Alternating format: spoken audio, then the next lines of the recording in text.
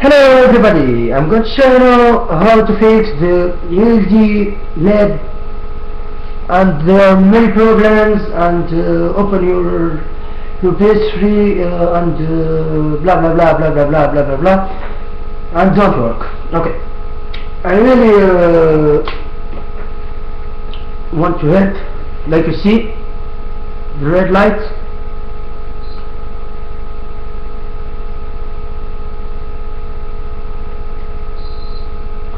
Okay, how to fix that?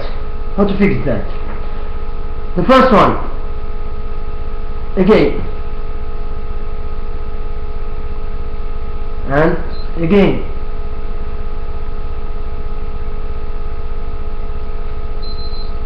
and try again.